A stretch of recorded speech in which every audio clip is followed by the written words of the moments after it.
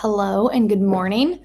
It's been a while since I have done a video, and I kind of wanted to pop on. I just got done meditating, and I kind of wanted to pop on just talking about why and kind of my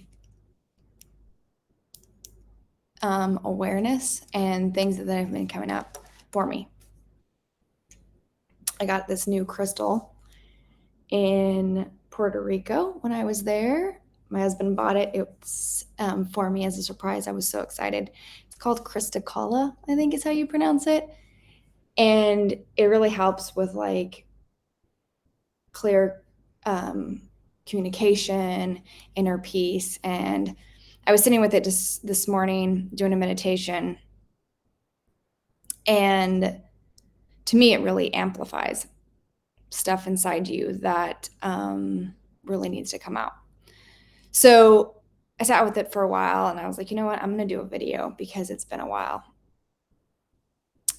And I often don't do videos kind of talking about my journey. I usually kind of just channel the message or what's going on. But I think it's important to talk about because maybe you have gone through similar things or experiencing it or having your own like internal awakening, and just know that like you're not alone. So when I started my journey, I don't even want to say started because I've had it since I was born. So I've always been a knower. I've always been a feeler and a seer and a hearer. But I didn't really even understand what that meant. For like 30 years, I was knowing and seeing and hearing things and feeling things, but definitely like didn't even understand it was different or thought it was a thing or anything. Even when my high school friends would pass away and I could hear them and talk to them and that kind of thing. And then my close family members that had died, my other grandma, and I could hear her and dream about her. I didn't really think that that was anything different. I kind of assumed everybody had felt that. So when I started publicly doing this about 7+ years ago, after my grandma, who was like my mentor, my spiritual mentor, had passed, I was definitely very new in a sense that it was just very open, very open. And I just thought everything was butterflies and rainbows. And I did that for a few years. And maybe some of you guys, if you're watching me now, have seen me from really when I had started doing a lot of that, and everything was like bliss. And then the December of 2018, things had shifted. And 2019 was the worst year of my whole entire freaking life. And I realized that everything isn't butterfly and rainbows, even though when you channel this, you still live with the duality, the balance of the light and dark. And it took me down all the way like to my knees. It was really hard to recover from 2019. And then knowing what was coming from 2020, just really wasn't expecting it was going to last as long as it did. Ego and a whole bunch of other stuff definitely, I believe, made that course longer. And after doing my prediction on my prediction page and then it manifesting, I tried being like that light, even though I was still like hurting inside from what had happened in 2019, personally and with my business. This job isn't always easy. It's just not. Trying to keep people to keep their head up through what seemed like our world was like shutting down, falling apart, and reorganizing. And like knowing that it was influenced by ego and started by ego. And you know, I took a lot of shit for that. I took a lot of crap.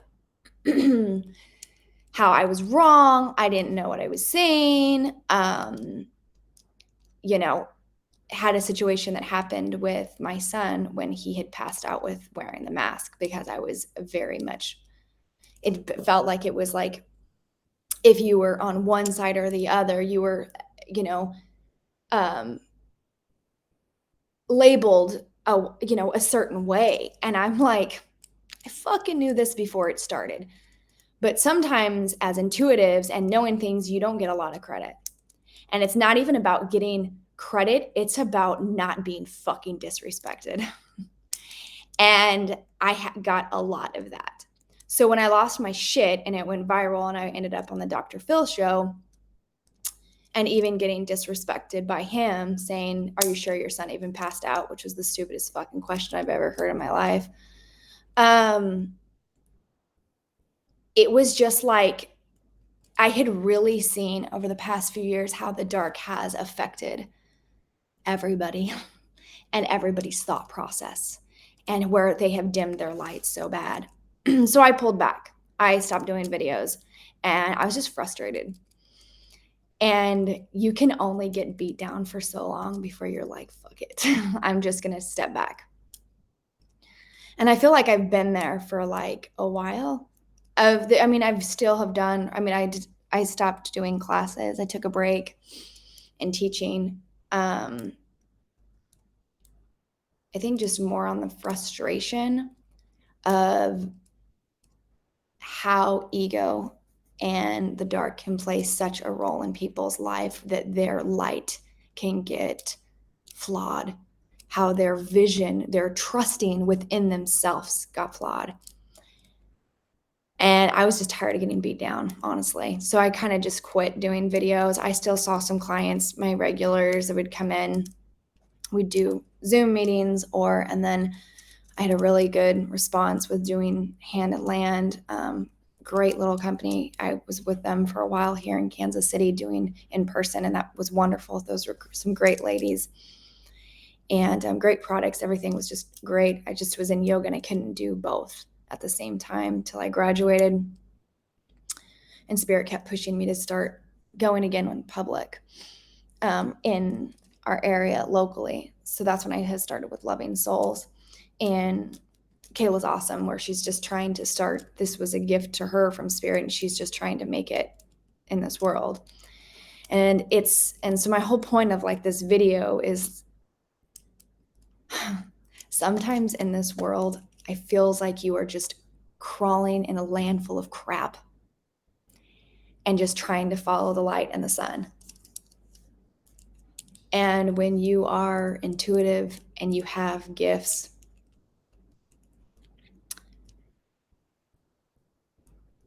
it's sometimes really easy to, how do I say this? Fall into the not great side of, the ego. I'll just say it like that, the ego. And I guess my whole point is like, come back to the light. The light always wins. And as humans, we get frustrated. I've seen a lot in this work. I've met with a lot of people. I've done a lot of readings. I've seen and I always, in the first few years of this, tried to only see the good and was very dumb, didn't want to see the dark. And it led me to some not great situations lessons that I went through. So finding the balance, continuing following your inner light, your truth, clearing your own shit. You cannot help anybody unless you have cleared your own crap. Until you've seen it, you've gone through it, you've experienced, and you've healed it. you want to call a profession a gift can be really challenging because we get questioned all the time because there is a lot of people that just scam people for money. And I feel them because I've been in their shoes. I know what it's like. I've been on the other side of the table. And it sucks also being on the other side of the table and having really great gifts and being like, dude, I really want to help you. And everybody has free will and everybody has choices. So I say heal yourself. Heal the parts of you that you haven't wanted to look at, the parts that you have been avoiding, the parts you don't always want to see. Because within those parts of those lessons that you have learned, by healing them, revisiting them, going through them, brings so much joy and clarity and wisdom. Through those parts that sometimes aren't always fun to look at, the wisdom that's held within will help other people. You just don't take a Reiki class online and think you're a healer. You just don't. And this may be confrontational and people may think I'm wrong, but I'm not. You can't try to push energy out of your hands and use a couple symbols when you haven't done the work yourself. It takes experience. In any profession, it takes experience with a job to understand how it works. To understand this is working within inside of me, and I have to figure it out myself so I can help somebody else. Do your meditation. Don't say, I don't have time. Because if you don't have time for you, you don't have time for anybody else. You have to be a clear channel. We are all seeking for community, for like-minded people, divine healing, unconditional love. Just make sure that your intentions are pure. Don't come at this. Don't fall into the ego. You do this because you truly want to help your community, the person in front of you. And if you can't do it, just say you can't. It's okay to say, you know what? I'm not suited for this. Own up to what you can do.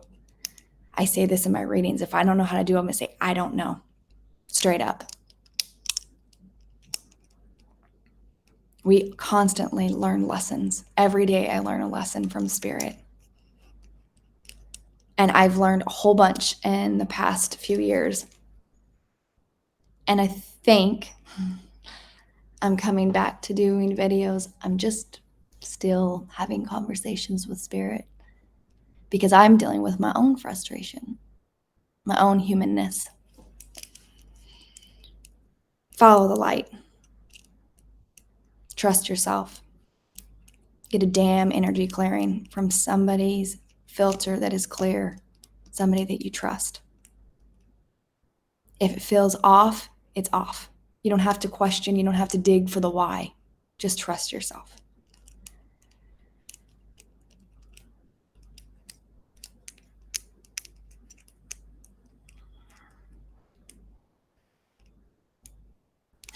Spirit saying, reach down deep within inside of yourself and remember who you are. Because you came here very unique with a purpose and a purpose to shine. Because when you leave this planet, the only thing you are left with is your soul, your energy, the light of who you are, and the lessons that you've learned. I love you and thanks for watching. Have a great day.